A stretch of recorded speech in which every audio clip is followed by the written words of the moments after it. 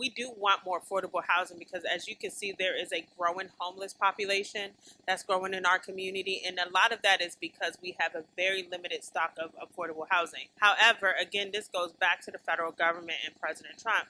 There has been a lack of investment in affordable housing at HUD level. Most developers do not want to do affordable housing because they do not make much money from it. So that leaves a lot of nonprofits that we know that are investing in affordable housing. But the reason, what will get the interest of the developers, much like we talked about the interest, the green, the environment, the interest came from credits from the IRA and investment in green. The same thing we need at the federal level. This administration has no interest in us.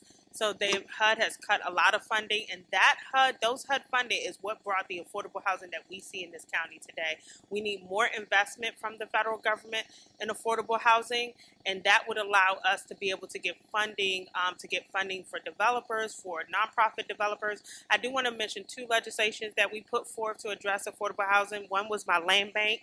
We're trying to get a land bank. A land bank would allow us every abandoned property that we have. We have about 3,000 to 4,000 abandoned property. If it is abandoned, it could be, if it goes through a tax sale, it could be placed in a land bank, and that land bank will be responsible for making sure that home now becomes an affordable option. Habitat Humanity came in and testified. We talked about that because they're an organization that can take a house and rebuild it up and allow it to be an affordable housing stock. And I want to give Councilmember Alston the credit because he does have the housing trust, another way that we can bring affordable housing home. You heard the response to my questions offered by Councilmember at Large Blagay, who's also running to be a Congress lady for Maryland Congressional District 5. Not good answers, let's just say it that way.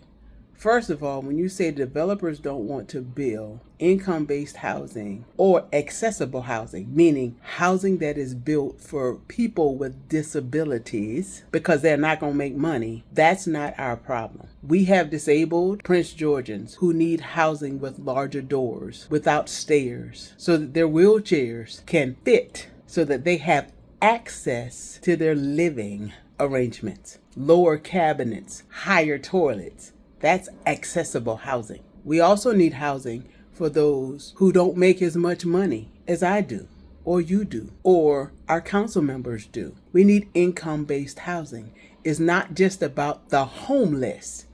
Everybody doesn't make 6 figures a year.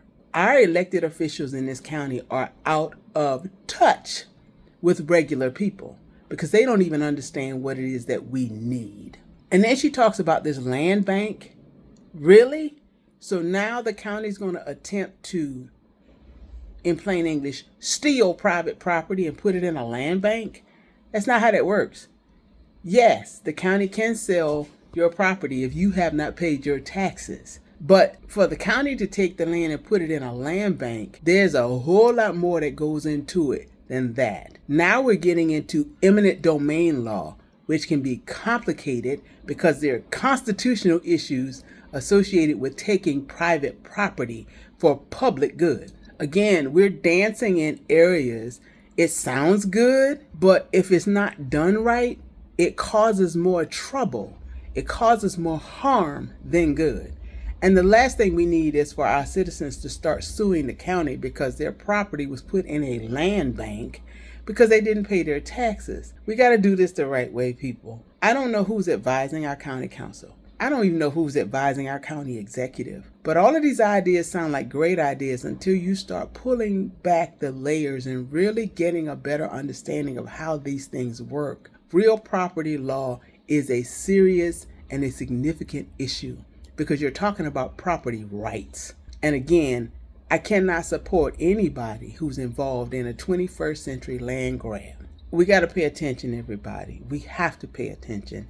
And we have to have people in our government who are experienced, who understand these concepts, who are qualified, who are in touch with us and know what it is that we need. So again, I'm asking for your permission to serve as your county executive. And this is a 2-step process, as always. I need you to sign my petition, and I'm going to need you to come out and vote in November so that we get this thing right.